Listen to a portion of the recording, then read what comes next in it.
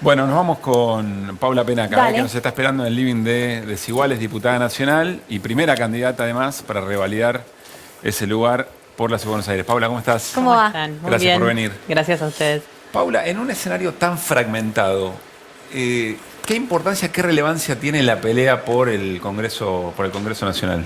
Bueno, es central, ¿no? Nosotros vivimos del 2021 para acá una dificultad de funcionamiento en la Cámara de Diputados que le hemos sorteado con mucho esfuerzo y con mucho compromiso político de parte de nuestro bloque, pero efectivamente si el Congreso, si las cámaras se diversifican mucho y están tan fragmentadas, es difícil después quizás avanzar en algunas decisiones de política pública que se toman a partir de la sanción de las leyes. Entonces creo que es muy importante que podamos pensar cuando ponemos el voto este año en las urnas, que también se expresa el modelo de país que queremos elegir, que los ciudadanos y ciudadanas tienen que elegir, en qué integración de la Cámara de Diputados y de la Cámara de Senadores se dé, ¿no? Claro, porque la gran mayoría de las definiciones más estructurales y profundas, como para que no quedar ahí trabados, digamos, tienen que pasar por el Congreso.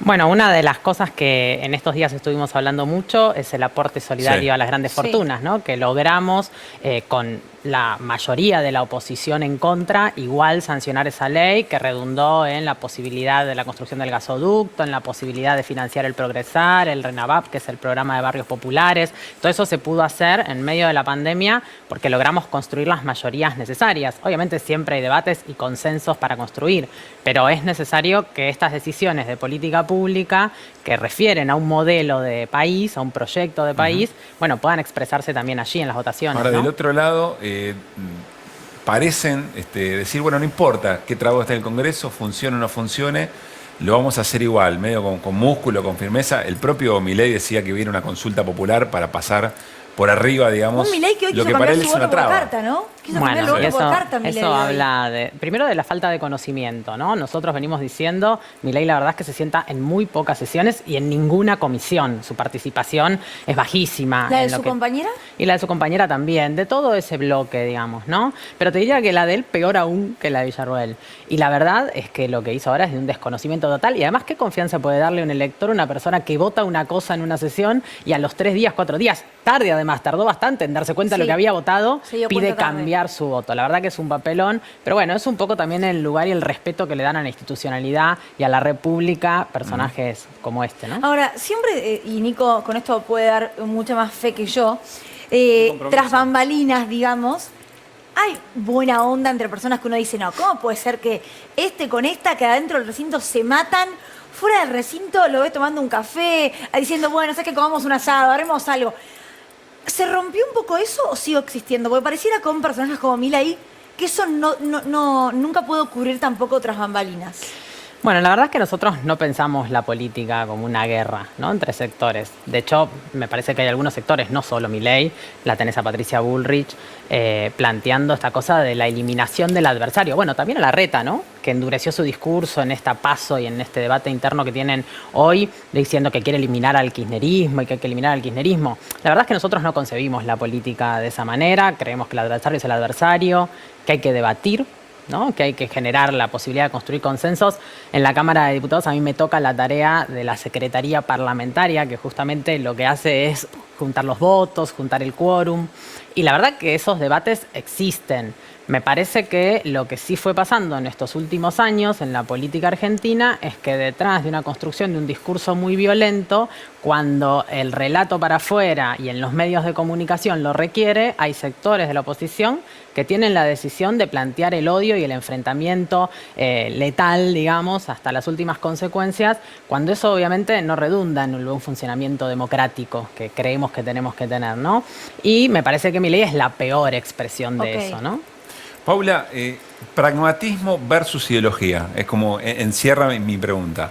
Vos sos referente de un sector, digamos, del oficialismo muy identificado con los años más esenciales del kirchnerismo, digamos. Los más felices, el pueblo argentino. Bueno, por lo menos en términos de política pública, de mayor realización en términos de esto que hablábamos recién.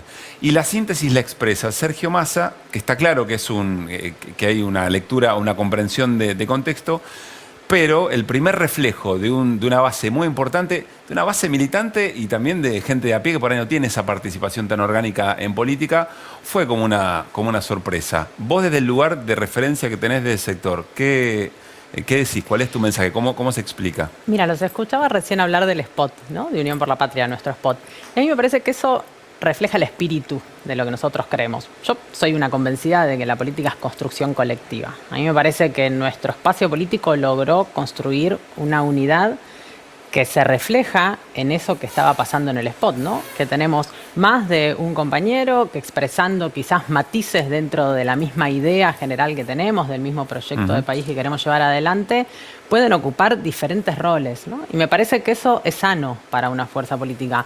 Primero porque le da de verdad a la sociedad una idea de que podemos construir algo colectivamente. Y después porque me parece que también nos habla de futuro, ¿no? Tener muchos compañeros y compañeras que están en condición de asumir la representación. Para nosotros es muy importante también eso, la representación. Que quienes están ahí no sea porque miden más en una encuesta, como decían que iban a resolver la interna algunos sectores de Juntos por el Cambio. De hecho, así lo resolvieron, ¿no? Sí, en la Ciudad de Buenos Aires. En teoría, sí, se están matando igual ahora. Pero bueno, me parece entonces eso que es importante para nosotros. Y bueno, puede haber algún sector que le simpatice más una expresión y un candidato u otro, pero efectivamente logramos esa unidad, logramos esa unión y creo que es la manera de verdad de construir política, ¿no? Entendiendo que todos sumamos en tanto y en cuanto seamos parte de un colectivo. A mí me parece que eso es un valor importante. Para nosotros, para el peronismo, para el kirchnerismo, es un valor importante. Nico. Paula, hablando de pragmatismo, ideología, estaba repasando las elecciones en la Ciudad de Buenos Aires, desde que existe el PRO, básicamente. Y me di cuenta que hay con candidatos o candidatas más peronistas, menos peronistas, más kirchneristas, menos kirchneristas, más progresistas, menos progresistas, con una campaña centralizada en la discusión local, con una campaña más enfocada en la discusión nacional. Siempre fue 22, 24, 26, 24, 26. La excepción es 2019 con Matías Lamens. ¿Por qué? Bueno, a mí me parece que fuimos consolidando una alternativa en la Ciudad de Buenos Aires y yo no tengo ninguna duda que ese proceso este año, esta vez, va a dar resultados mucho mejores. ¿Pero por qué te digo? Porque además el macrismo, primero el macrismo, después el larretismo, hace 16 años que gobierna la Ciudad de Buenos Aires. Y la verdad que hay muchos aspectos que ya han cansado de cómo han encarado su gestión, ¿no? Nosotros tenemos una ciudad donde no hay acceso a la vivienda digna, donde no hay ninguna política, otro de los temas que estuvo muy en debate toda esta semana, el tema de los alquileres. No hay ninguna política local y el 40% de los habitantes de la Ciudad de Buenos Aires alquilan para vivir acá. Y por el contrario, hay una lógica de negocio inmobiliario que va encareciendo el acceso a la vivienda porque va encareciendo el valor del suelo. Hay un mercado totalmente dolarizado. Vos pensá que a Larreta lo único que se le ocurrió para resolver el problema del acceso al alquiler es endeudar a los inquilinos. Vos antes, en cualquier situación lógica, te podías endeudar para tener un techo propio. Hoy la única política que tiene Larreta es que los inquilinos y las inquilinas se endeuden para alquilar. Es una locura. Y bueno, como este problema tenemos miles, digamos, ¿no? Tenemos el problema de la educación, la falta de vacantes, sobre todo en el nivel inicial. La verdad que Leandro tiene un programa muy interesante en relación a la posibilidad de construir escuelas infantiles. Sé que estuvo con ustedes acá. Tenemos, bueno, por supuesto tenemos un problema. No hay un modelo de desarrollo productivo para nuestra ciudad. Una de las ciudades, ¿no? La ciudad del país con mayor presupuesto. ¿Por qué no se puede pensar que esta ciudad tenga un modelo de desarrollo productivo que diversifique su matriz productiva, ¿no? Las industrias culturales, el turismo, son cosas importantes en la ciudad de Buenos Aires. Lo que ves es un escenario como de agotamiento, porque digo, el tema de las vacantes, los alquileres, hace 4 años existía, hace 8 existía y hace 12 también.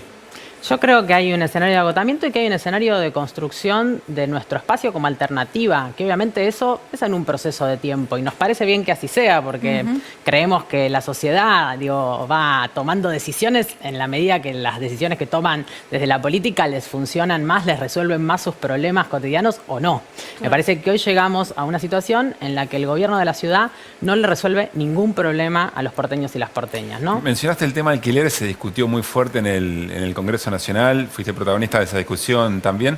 ¿Hay una solución superadora que no implique derogar la actual ley? Bueno, me parece que no hay una sola solución. ¿no? En principio, yo creo que la derogación de la ley en sí misma no es la solución. La ley es una ley que quizás no tuvo todos los efectos que hubiéramos deseado que tuviera, pero también es cierto que es una ley que en una situación de disparidad está protegiendo los derechos de los inquilinos.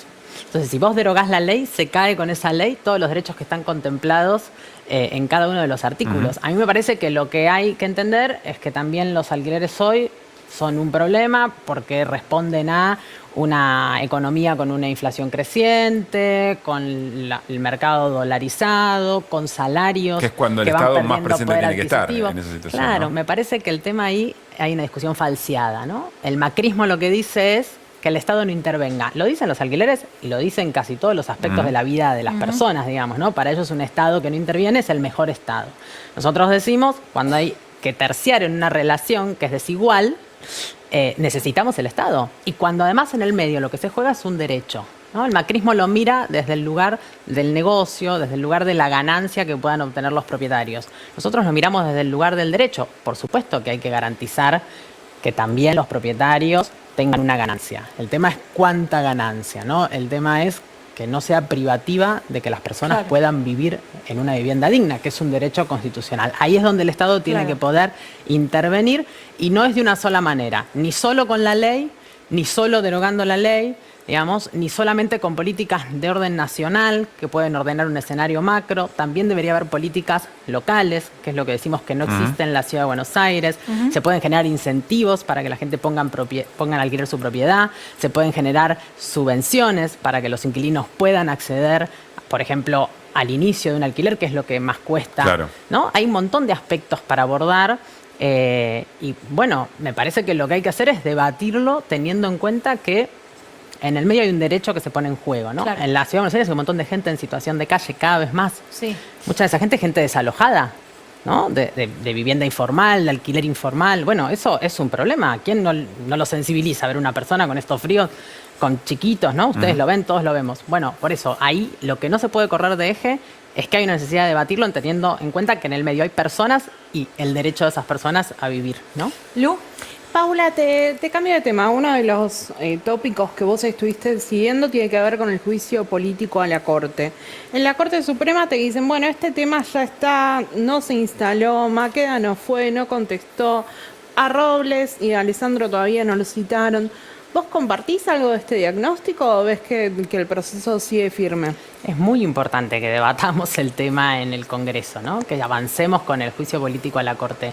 Primero porque vos sabés, Luciana, hay más de 60 denuncias. Sería una irresponsabilidad institucional que nosotros como diputados y diputadas tengamos 60 denuncias y entendamos que como, no sé, no tuvo ranking en los programas de la tele, no hay que tratar el tema, sería una locura. Pero después han sucedido cambios. Ha renunciado el titular de la obra social del Poder Judicial, ¿no? En función de que muchas de las denuncias tuvieron que ver, y por eso estaba citado Maqueda, con el mal funcionamiento de esa obra social que perjudicó además la salud de los afiliados y las afiliadas. Entonces, la verdad es que sería una irresponsabilidad que no avancemos. Y después, por ejemplo, vos mencionabas recién lo de Robles y de Alessandro. Bueno, hay prueba suficiente para decir que existía por lo menos alguna relación inconveniente y que había algunas decisiones de la Corte que eran más favorables a un sector político, que es el que gobierna la Ciudad de Buenos Aires, a través de esas comunicaciones de la mano derecha del presidente de la Corte, Robles, con el ministro de Seguridad, que de vuelta, por algo también lo han hecho renunciar. Sí, claro. Entonces, efectivamente, que se escondan esas cosas no quiere decir que no existan. Que el avance de la investigación, una investigación que la verdad los compañeros y las compañeras del bloque que integro se la han tomado con muchísima responsabilidad y se trabaja un montón, pero el avance de esa investigación generó consecuencias. Entonces es una locura pensar que esto es algo que lo hacemos por capricho, digamos, ¿no? Paula, gracias por haber venido. Gracias a ustedes. Gracias. Que tengan buenas noches.